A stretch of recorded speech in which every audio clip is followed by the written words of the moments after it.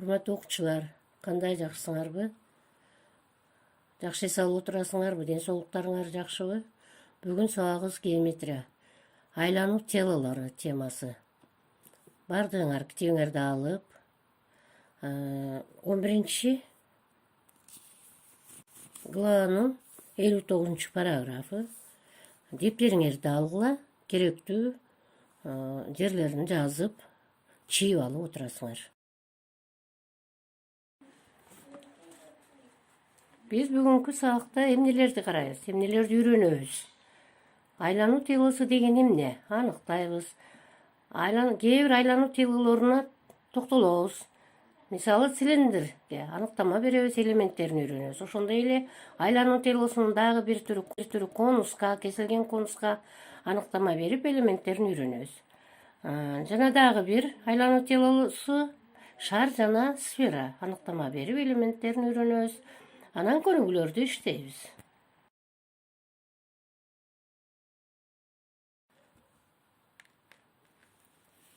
Биз буга чейин планометрияны окудук. Башкача айтканда тегистүү фигураларды окуп үйрөндүк. Алардын касиеттерин окуп үйрөндүк. Эми мейкиндиктеги фигураларды окуп үйрөнөбүз.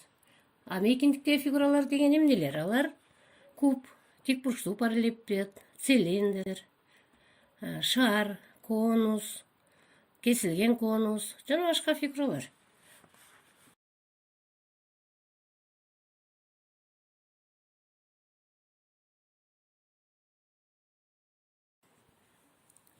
Мейкиндиктеги фигуралар булар телолор деп аталат. Тело деген эмне? Алар мейкиндиктин туюк жана чектелген бөлүгү. Мына силер чиймеде көрүп турасыңар. Мына ушулардын баардыгы мейкиндиктеги фигуралар.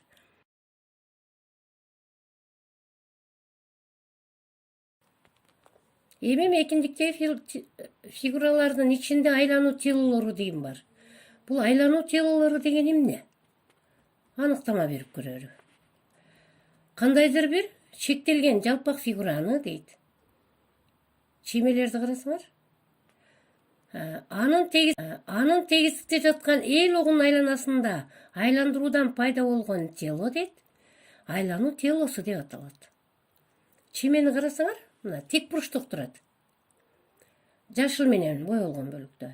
Бул жалпак фигура, планометриянын фигурасы. Ошонун бир жагын айланасында айландырганда айлануу телосу пайда болуп турат. Бул силерге тааныш.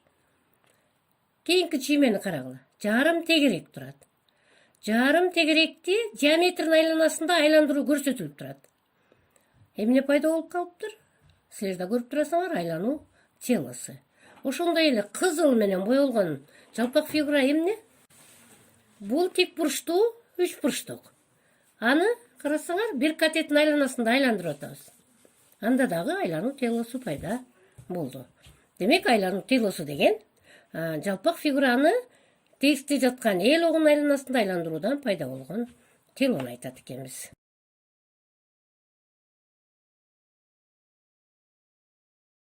Эми окуучулар, төмөнкү сүрөттөгү жалпак фигураларды көрдүңөр, эл огу турат. Ушул эл огунун айланасында айландыруудан пайда болгон телолорду тапкылачы. Кана. Аны айландырганда кайсы тело пайда болду? Б'ны айландырганда кайсы тело пайда болду? В чиймесиндеги жалпак фигураны айландырганда кайсы тело пайда болду? Жана башкаларын. Кандай? Таба алдыңарбы?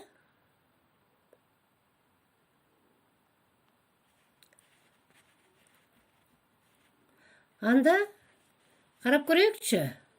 Аны айландырганда кайсы тело пайда болуптур? Көрүп атасыңарбы? Ушундай фигураны, ушундай телону турмушта кездештирдиңер беле? Экинчи, Б'ны айландырганда пайда болгон телону көрүп атасыңар, Үчүнчү, В'ны айландырганда. В жалпак фигурасы эмнеге окшош экен? Эми айландырганда пайда болгон телону карагыла. Эки эмненин биригүүсү болуп турат.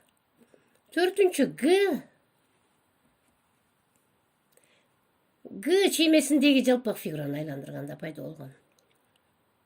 Андан кийин Д чиймесиндеги жалпак фигураны айландырууда, жолсо тик бурчту айландырганда. Андан кийинкиси Эде жарым тегеректи айландырганда пайда болгон телону карагыла. Шар бекен? Андан кийинки Жда кандайдыр бир тетик экен, анын з. Мына булардын баардыгы кандайдыр бир жалпак фигураны анын эл огунун айланасында айландырганыбызда пайда болгон айлануу телолору.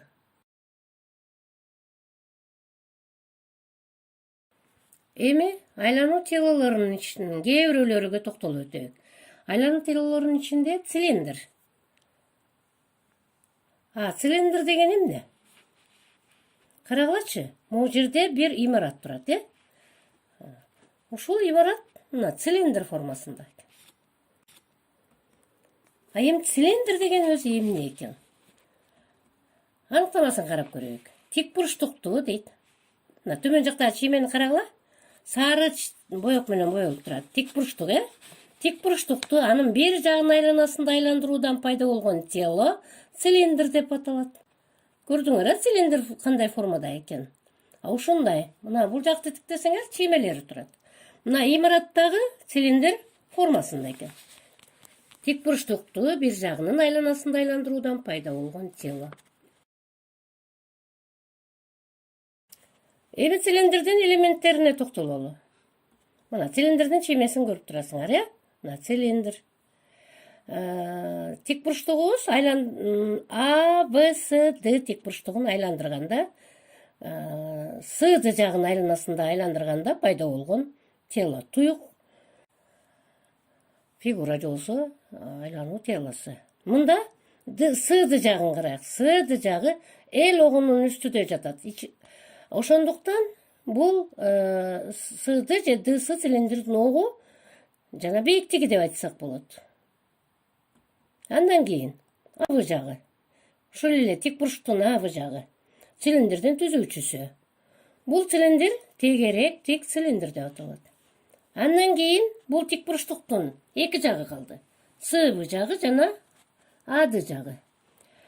Бул эки кесиндини эл огунун айланасында, же болсо С жагынын айланасында айландырган учурда, бул эки кесинди айланууда цилиндрдин эки негизин сызат. Алар эмнелер экен? Алар тегеректер. Барабар жана параллель эки тегеректи сызат. Бул эки СВ жана АД, же болсо ДА жана СВ кесиндилери ошол тегеректердин радиустары. Жана алар бириге бири барабар. Ал эми С жана Д чекиттери цилиндрдин негиздеринин борборлору болот. Цилиндрдин негиздеринин радиустары булар цилиндрдин дагы радиусу болуп эсептелет. Алар АД жана ВС.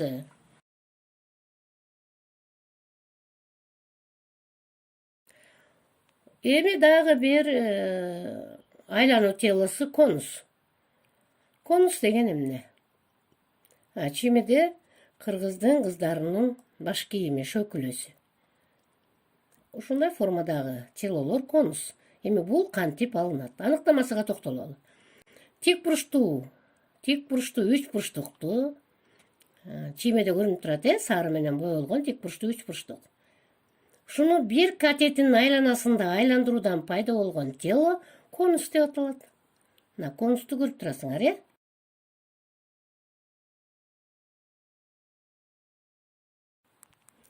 Эми конустун элементтерине токтолуп өтөйүк.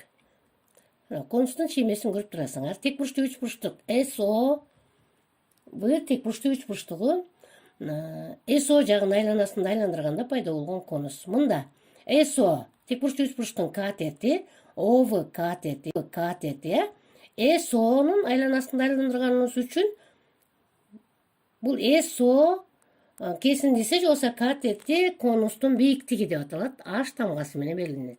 Ал эми СВ тик бурчтуу үч бурчтуктун гипотенузасы бул түзүүчүсү болот. Ал эми ОВ бул конустун негизинин радиусу. Конустун негизи эмне эле? Тегерек, Бул тегеректин радиусу, бул конустун дагы радиусу болуп эсептелет. Эми конус формасындагы ушундай формадагы фигуралар, балдар, силер ойлонуп көргүлө. Бул турмушта, үйдө, буюмдарда мына биз шөкүлөнү көрдүк. Андан башка дагы кандай буюмдарды билесиңер конус формасындагы? Өзүңөр ойлонуп көргүлө. Эми андан кийинки айлануу телосу кесилген конус. Кесилген конус деген эмне? Аныктама берейик. Тек бурчтуу трапецияны чимени карагыла. Мында дагы сары менен боелгон трапеция турат. Бул болгондо да тек бурчтуу трапеция. Ушул тек бурчтуу трапецияны кичине тик капталынын айланасында айландыруудан пайда болгон тело кесилген конус деп аталат. Эмнеге окшош экен? Ушундай фигураларды көрдүңөр беле? Үйүңөрдө барбы? Мына кесилген конус. Анын элементтерин карайык. Аш менен белгиленип турган трапециянын капталы, кичине тик капталы, анын бийиктиги деп аталат. Ал эми экинчи капталы М. Бул анын түзүүчүсү. Ал эми кесилген конуста канча негиз бар экен? 2 негиз бар. Бири чоң негизи, экинчи кичине негизи. Булар тегеректер, 2 тегерек. Кичинекей R бул кичине негизинин радиусу, чоң R чоң негизинин, жолсо чоң тегерегинин радиусу.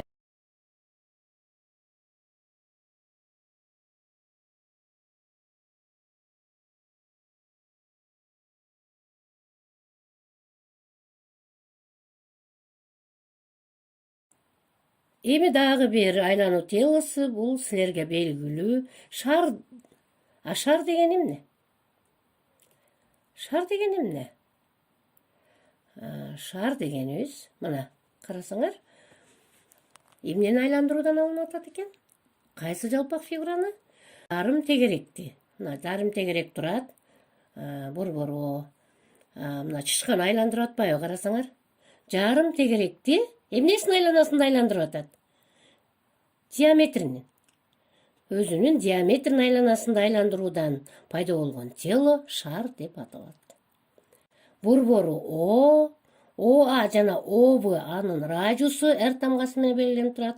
Ал эми АВ бул анын диаметри, ал эми ЭК бул анын хордасы.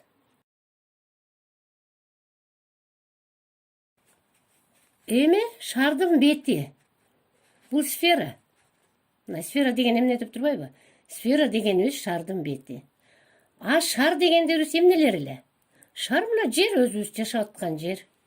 Бул өзү шар. Ал эми анын бети сфера. Демек биз эмнеде басып жүрөт экенбиз? Шардын бетиде же болбосо сферада. Демек шарды чектеп турган бет бул сфера деп аталат экен. Дагы бир аныктамасы. Мына чимени карадык мына. Кызыл менен жарым айлананын жаасы турат. Жарым айлананы анын диаметринин айланасында айландыруу болгон тело сфера деп аталат. Чимени карасаңар, О сферанын борбору, R радиусу, радиус деп жазылып турат. Борбор аркылуу өткөн хордасы анын диаметри, каалаганда эки чекти туташтырган кесинди анын хордасы. Ал эми ушул сферанын борбору, радиусу, диаметри шардын да борбору, радиусу, диаметри да болот. Эми карагыла, сферага дагы эмнелер мисал боло алат экен? Глобусту баарыбыз күндө эле көрүп жүрөбүз. Мынакей мектепте классыбызда турат глобус. Бул сфера. Дагы эмне? Топто ойноп жүрөсүңөр. Өзүңөр да ойлонуп көрсөңөр болот. Сфера деген бул шардын бети болсо, анда анын ичи кандайча болот? Көңдөй болот, шар бул жер. Эң чоң мисалы. Андан башка дагы өзүңөр үйдөн, жаратылыштан мисалдарды издеп көрсөңөр болот. Эми шарды тегиздик менен кессек, кандай фигура пайда болот дейт. Жолсо шардын тегиздик менен кесилиши. Мына шарлар турат бир нече. Эмне пайда болот экен тегиздик менен кессек? Силерге көрүнүп турат да. Эмне пайда болот экен? Тегерек болот экен, эми шардын борбор аркылуу өткөн тегиздик менен кессек, мында пайда болгон тегеректи биз чоң тегерек дейбиз. Ушул чоң тегеректин чеги чоң айлана болот. Бул чоң айлана деген эмне? Бул сферанын тегиздик менен кесилиши болот. Глобусту билесиңер. Глобуста көрүнүп турган экватор сызыгы, эсиңиздеби? Бул ошол чоң айланага мисал боло алат. Мына чимеде карап койсоңор, мына экватор деп жазылып турат.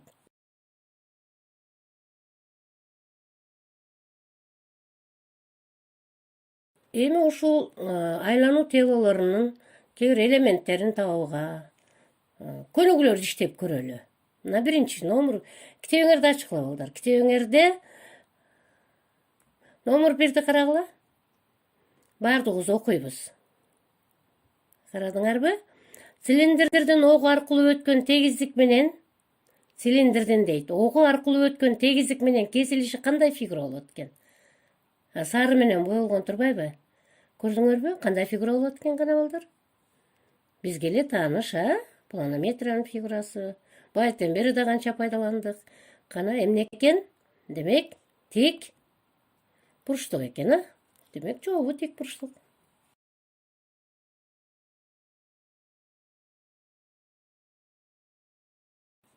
Эми номер 4-чү көнүгү. Окуп атабызбы? Бардыбыз, китебибизде карадык. Жактары 6 см жана 10 см болгон тик бурчтуктун дейт. Бир жагын айланасында айлануудан алынган цилиндрдин диаметрин жана бийиктигин эсептегиле дептир. Жактары 6 см жана 10 см болгон тик бурчтукту бир жагын айланасында айлануудан алынган цилиндрдин диаметрин жана бийиктигин эсептегиле. Карадык, чиймени карасаңар.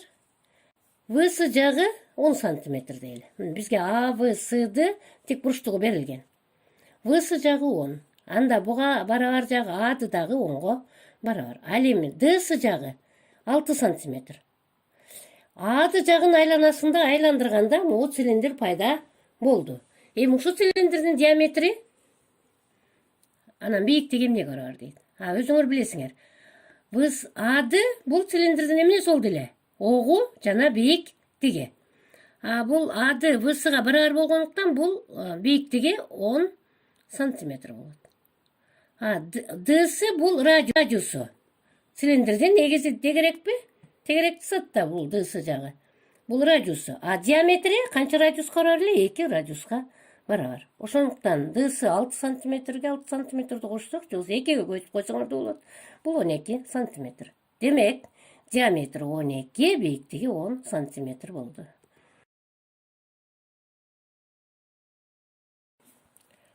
Номер 8-чи көнүгү.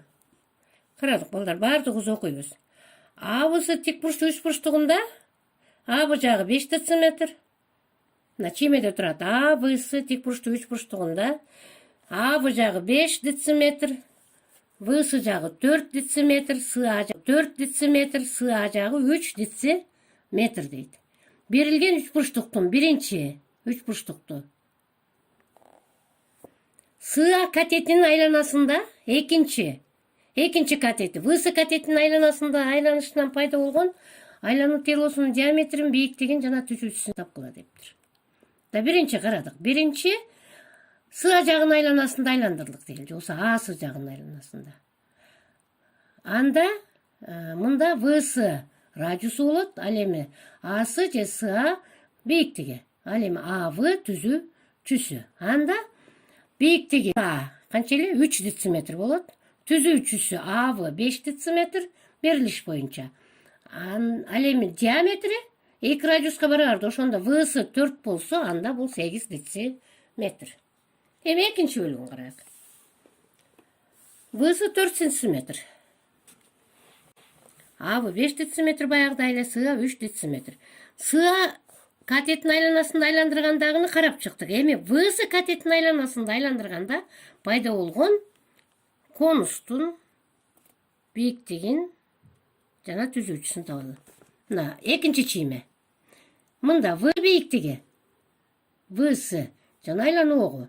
Ошол высы катети бийиктиги. Анда высыга эмне барабар эле?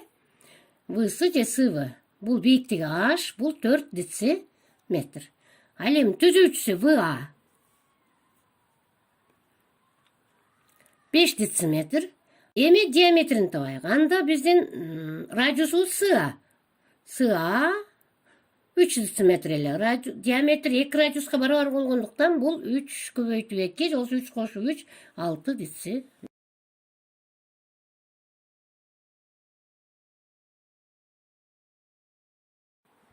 Номер 9-чу көнүгүдө карайык. Бийиктиги 16 см, радиусу 12 см конус конус бийиктигинин тең ортосу аркылуу өтүп, негизине параллель болгон тегиздик менен кесилген.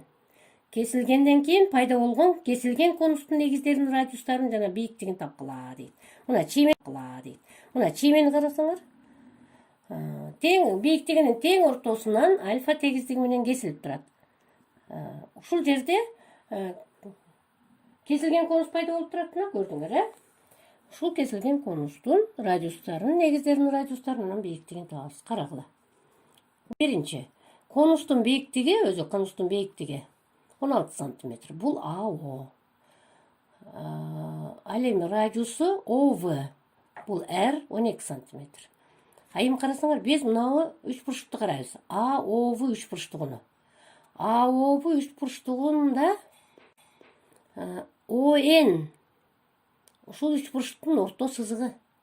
Анткени жагынын тең ортосу аркылуу өтүп атат да. Үч бурчтуктун орто сызыгы эмнеге барар эле? Үч бурчтуктун орто сызыгы негизине параллель жана анын жарымына барабар. Ошондуктан R бул O1N барабар OV бөлүнгөн. Ал эми OV радиусу 12 болчу, 12-ни 2-ге бөлсөк 6 сантиметр. Демек, ал эми экинчи негизинин, кесилген конустун экинчи негизинин радиусу бул OV өзү. Бул R барабар 12 сантиметр. Демек, эки негизинин радиустарын таптык кесилген конустун. Кичине негизинин радиусу 6 сантиметр, чоң негизинин радиусу 12 сантиметр. Эми бийиктигин табайлык. Бийиктиги бул кесилген конустун бийиктиги. О1 кесиндиси кичине h менен белгилесек, бул конустун бийиктигинин жарымы. Анда 16 конустун бийиктиги 16 сантиметр эле да. Көнүгүүнүн эсептин шарты боюнча бийиктигинин тең ортосу аркылуу өткөн параллель тегиздик менен кесилгендиги. Негизине параллель тегиздик менен. Демек, кесилген конустун бийиктигинин тең жарымыга барар. Анда бул бөлүнгөн 2 8 сантиметр. Биз керектүүлөрүн таптык. Демек, кесилген конустун бийиктиги 8 сантиметр экен. Чоң негизинин радиусу 12 сантиметр, кичине негизинин радиусу 6.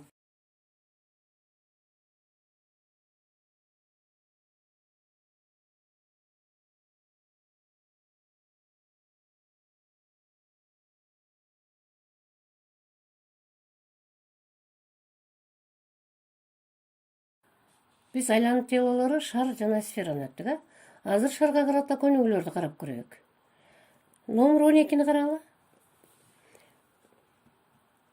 Шардын тегиздик менен кесилиши кандай фигура болот дейт. Чимеде карасаңар, кандай фигура болот экен шардын тегиздик менен кесилиштери. Көрдүңөр, эмне болот экен? Тегерек болот экен, Жогу, тегерек.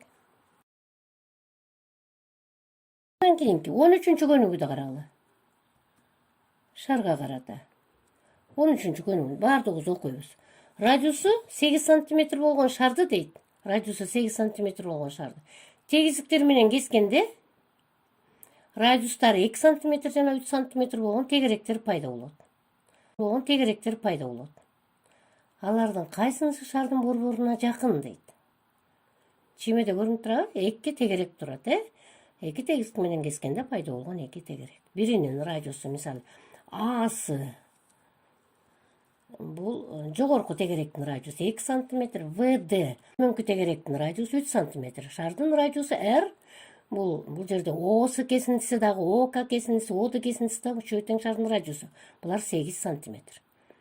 Эми биз кайсынысы, эки тегеректин кайсынысы шардын борборуна жакын экенин табыш үчүн тегеректердин борборунан шардын борборуна чейинки аралыктарды аныктайбыз. Ал үчүн биринчи үч бурчтук ВОД үч бурчтугун карайбыз. ВОД үч бурчтугунда ВО кесиндиси экинчи мына тегеректен борбору Вдан шардын борборуна чейинки аралык.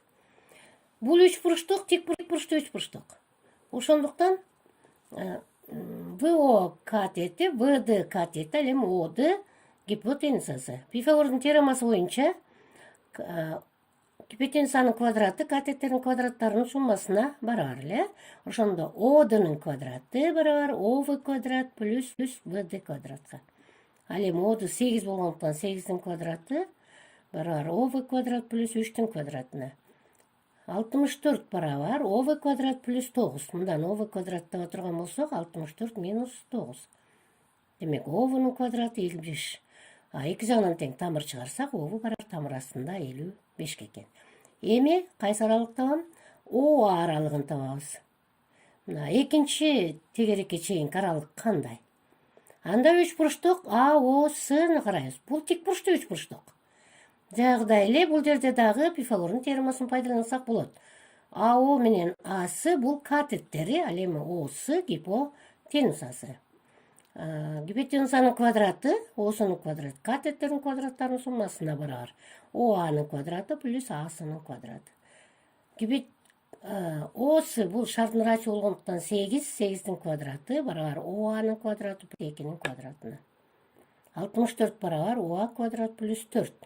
ОА квадрат барабар 64 минус 4. Демек ОАнын квадраты барабар 60. Мындан ОА аралыгы тамыр асты 60 болду. Тамыр чыгарсак. Эми экөөнү салыштырабыз. Кайсы аралык чоң, кайсынысы узагыраак, кайсынысы жакыныраак экен. ОВ аралыгы менен ОА аралыгын салыштыргыла. ОВ аралыгы тамыр асты 55, ОА аралыгы тамыр асты 60. Кайсынысы кичине? Тамыр астында 55. Бул кайсы аралык эле? Радиусу канча болгон тегерекке чейинки аралык? Бул радиусу 3 см болгон тегерекке чейинки аралык. Демек, радиусу 3 см болгон тегерек шардын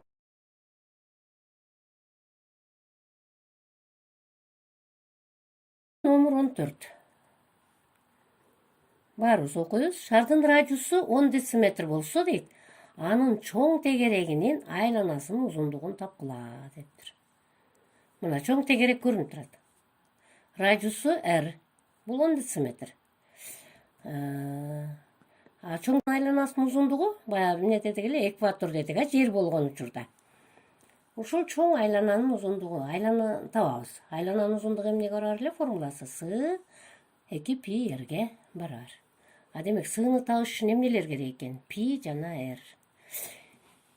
Пи мына жогорукта жазып койдук 3,14 экенин силер билесиңер. Эми ордуга коюп эсептеп коебуз. С барабар 2 көбөйтүү 10 дециметр көбөйтүү 3,14 көбөйтсөк 62,8 дециметр. Демек, чоң айлананын чоң тегерегинин айланасынын узундугу 62,8 дециметр экен. Эми урматтуу окуучулар, тапшырма силерге.